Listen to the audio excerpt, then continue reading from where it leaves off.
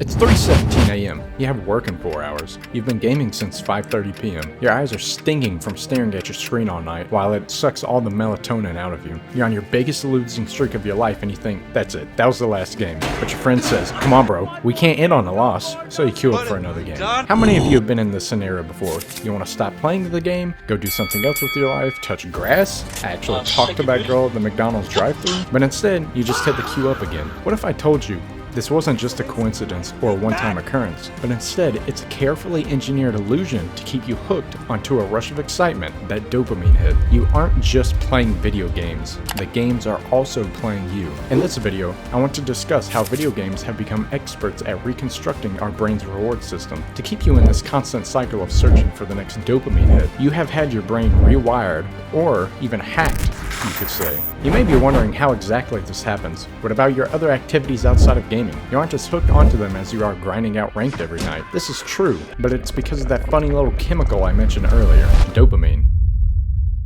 Or as many people refer to it, the feel-good chemical. But it's more accurate to think of it as the molecule of motivation, or at least not just when you feel pleasure, but in anticipation of it. Think of it like this. When you're opening a chest or a pack, whatever it may be in a game, you get this small buildup before you open it and your brain says, wow, let's do that again. This is our reward pathway. It's a mechanism in our bodies designed to make us repeat behaviors essential for survival, like drinking water, eating, socializing. Yes, as humans, believe it or not, we need to socialize. No matter how introverted you may be, I see you, you can go crazy from having zero human interaction. When we do something rewarding, our brain releases this dopamine, creating that feeling of pleasure we get, which will reinforce our desire to do it again. As you can see, this is why we get that addiction to keep going, requeuing again and again and again. You have that buildup of, oh, I know this is the last game, I'm gonna win this time, or that was a fun match, I kinda wanna go again. Then once it's over, you get the pleasure release, and subconsciously, you are rewiring yourself to keep doing it over and over again. Video games are masters at hacking our system. Every time you level up, beat a boss, see the flashy effects of a new item unlock on screen, hear a quest completed sound, whatever it may be,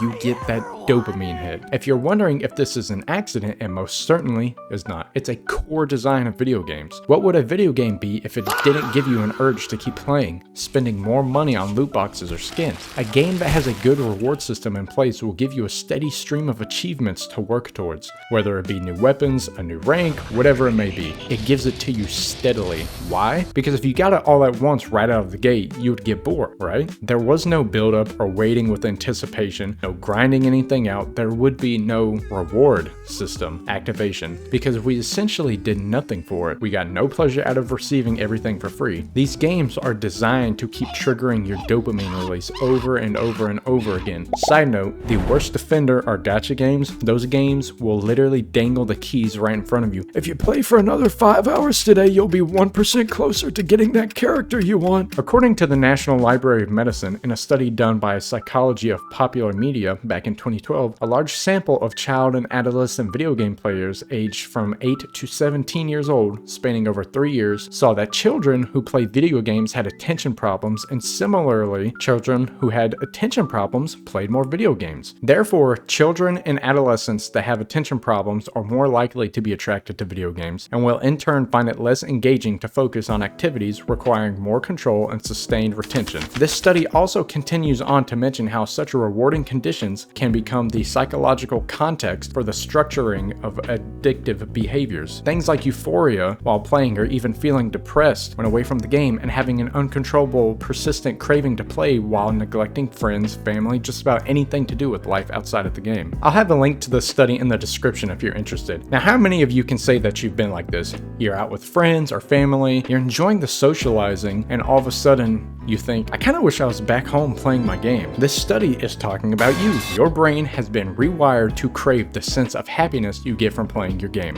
And I can't lie, I heavily relate to this. I used to be extremely addicted to Dota 2, as in it was the only game I would play. I would literally be sitting with my family just thinking in my head, man, I can't wait to get home and play Dota 2. Or even spending time with my wife. I hope we go to bed soon so I can sneak a game in. Or I would even purposely wake wake up early just so I could play one game of Dota 2. Now, if that's not an addiction, then I don't know what is. But I hope me sharing a part of my story helps others realize how unhealthy it is to have this kind of addiction, that we need to be careful of letting games hack our systems like that. As I mentioned earlier, it's no coincidence that video games are so good at keeping us engaged for long periods of time. Game designers have become more cunning and brilliant as time goes on. You might even consider them to be unofficial psychologists with the techniques they use to keep players coming back. One of their most powerful tools is called a variable ratio reinforcement schedule. I know what you're thinking.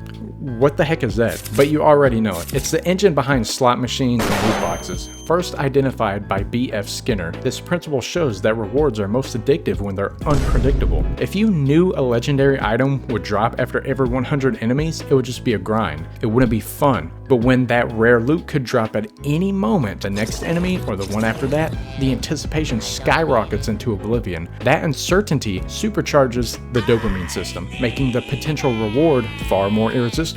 This is why games like Destiny or World of Warcraft or any RNG-based games have a player base that plays for hours upon hours on end. They crave that dopamine rush of finally getting that item they've been grinding hours for, or better yet, the RNG gods bless them and they get it immediately. I'll give you another example. I used to play a gacha game on my phone called Summoner's War. If you know what it's like, you know where I'm going with this. Basically, this game had super hard to get monsters. They were 5-star light and dark, which were the rarest ones to get in the game. And the only way you got them was through a specific scroll that was also pretty hard to grind out for. The chances of you getting a 5-star light or dark monster from said scroll was less than 1%. Yes, you read that right, less than 1%. But you'd see people on Reddit or YouTube that would be like, I summoned only one scroll and I got one. So I would have this dopamine rush every time I got that scroll and I would try to summon it. Eventually it gets to a point where you feel inclined to spend some cash because it's the easiest way to get said scroll, which did end up happening to me. Eventually, yes, I did get one, but once it happened and the dust settled, I had the post-clarity of, wow, did I really just waste all this time and money for some pixels? So the next time you're playing a gacha game, you might want to remember that it's really not worth it, and the game is gaslighting you into thinking you need to keep playing or spending money on it. But it doesn't stop there. Modern games are packed with these retention mechanics. If you watched my last video about who really made the battle pass, you should go and watch it by the way, you'll remember me mentioning how nearly every multiplayer game flashbangs you with the message of the day or some kind of daily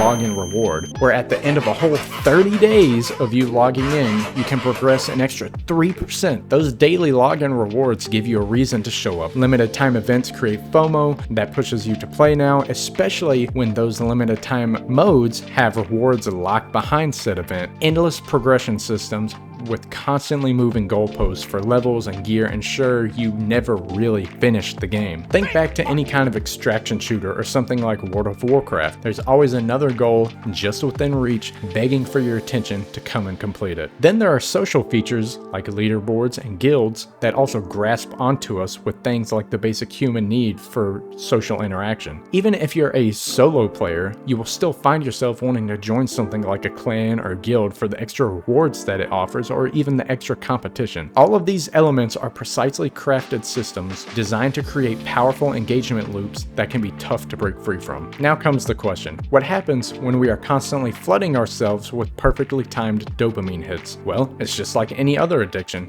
you'll start to adapt. No, not like Bear Grylls. Adapt in the sense that you'll be needing more and more as time goes on. Think of it like music. If you're always blaring music to the point of bursting your eardrums, eventually you'll get used to it. And when you play music at a volume that would be considered normal, it'll be too quiet for you. The same thing happens to us with video games. Our brains are not meant to tolerate chronic or excessive gaming. It will completely discombobulate your reward system. You make your reward system become less and less sensitive to dopamine effects. In other words, your tolerance levels become higher and higher. You need excessive amounts of feeling euphoria to get that feeling of I am satisfied. Where before, when you sat down for maybe an hour or two and had a blast gaming, now it's become dull and almost boring for you. Now you need to play 3, 4, maybe more hours to get the same feeling of happiness. Maybe go after bigger achievements in the game, or worse, you spend money. You keep moving your goalpost of satisfaction, which is causing you to lose that sense of dopamine you once got. This is also part of the reason you might feel like gaming isn't fun like it used to be. Maybe you spend too much time gaming and you have fried your dopamine. So I talked about the addiction part. What about withdrawal? Just like any addiction, you are not going to quit cold turkey. That is just unrealistic to think that way. But when you initially try to take a step back, you might find yourself struggling to find pleasure in everyday things. You might find social interactions boring. They might even irritate you because there is no immediate dopamine or reward in your system. Of course, this is by no means on the same level of withdrawal from something like substances or alcohol. The behavioral and psychological symptoms we experience are eerily similar though. Once you've gotten to this level of addiction,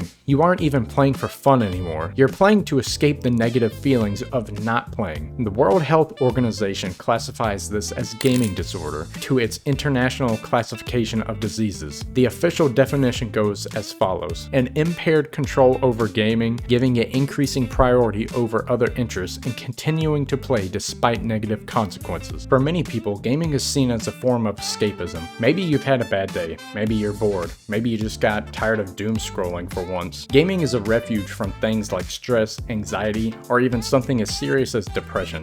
In the game, we are the hero or heroine. We have clear defined goals that we know how to achieve, and we receive constant validation whilst achieving said goals, something you might not get in your daily life. But like most things, it's a double-edged sword. You should be able to balance it between your real life, just like the work-life balance. You can't let one thing consume your life entirely. Research shows that stress relief is a major reason people play, and in moderation, it can be a healthy outlet. Again, from the National Library of Medicine, a study done in 2021 between college students playing a casual video game or doing a full body scan for the same duration found out that they are fairly identical in their effectiveness in reducing stress. But the problem arises when gaming becomes the only way someone copes with their negative feelings. Recent studies are making it clear that game mechanics alone don't create addiction. A 2025 study in JAMA Network Open by researchers at UC Santa Barbara found that pre-existing conditions like depression and social anxiety are among the strongest predictors of who develops a gaming disorder. Kids who are already struggling with these issues were more likely to get trapped in a cycle of problematic gaming, using it as an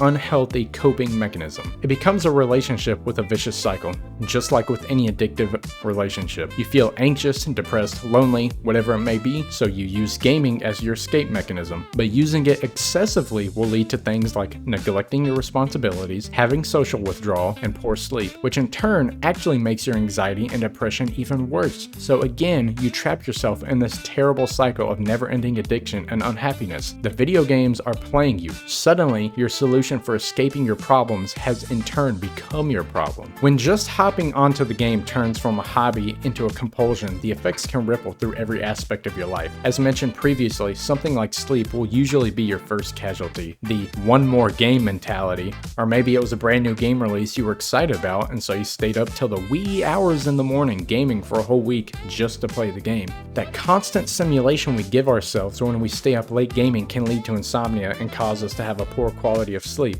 Which, if you are sleep deprived, you aren't just tired, you're causing yourself to become more irritable, inability to think clearly, and it can even worsen any mood disorders you already have. For me personally, whenever I used to do all-night gaming sessions, I'd sleep until almost midday, and still be a little irritable after waking up. My brain would be fried, and I would need low stimulation social interactions or activities before I felt normal again. Then this causes your responsibilities to drive a car off a cliff. You become more focused on playing your video game or trying to research the perfect meta for when you get home. You aren't even focused in school or at work, maybe even at your own home. Also, while gaming can help you build a community online, it also leads to a neglect of in-person relationships, which can increase your feeling of loneliness and social anxiety. When gaming takes priority over all of these things mentioned, despite the negative outcomes it produces, you may have gaming disorder, again as defined by the World Health Organization. Now, what I said may be a little unsettling or even upsetting to some, and to be frank, that's a good thing. I hope it steps on your toes to make you realize that this isn't normal. It's not normal to push aside daily life and social interactions for pixels on a screen. This is just like any other addiction in life. Understand your how, and you'll be on your first steps towards taking back control over your brain. Read a book, go for a walk, Talk to your friends, go outside, learn a new hobby, anything essentially to help yourself. It won't be easy. Like I said, quitting cold turkey is virtually impossible. But if you work towards hacking your brain back, you'll need to focus on giving yourself natural dopamine hits. In conclusion, video games are addicting. They're fun, no argument there, but they can be too addicting to the point to where it tears apart your personal life or even relationships. The point of this video isn't to demonize gaming and say you can never have fun or have those long gaming nights with the boys, but to make you realize that maybe the reason you feel so unsatisfied in your life right now is because you are forcing yourself to escape reality too often. Most games are engineered to keep you gaming and become addicted. They are systematically designed to retain your attention for as long as possible. For the vast majority of people, gaming is a healthy hobby you can partake in. There are plenty of studies out there that even show it can be good for you, in particular, keeping your brain active. But like with all things, moderation is where the truth lies. If you feel like it is slowly having a chokehold over your life, maybe this video will help spark some self-reflection. Remember, you aren't a failure, nor is it a sign of weak character. You are actively fighting your own biology being expertly manipulated by these video games. Anyone would struggle with that. By understanding this dopamine loop and constant cycle of increasing tolerance, you can break free from said addiction. Let me know in the comments what your experience has been with gaming. Were you hacked and broke free, or are you still struggling to fight it? You never know. Your story could potentially help someone else who might be going through the same struggle. I want you to know you're not alone and that you can do it. It will be hard, as no things in life come easy, but you can overcome it. That's all I've got for this video. Remember to like and subscribe, and I hope you have a good morning, good afternoon, or a good night.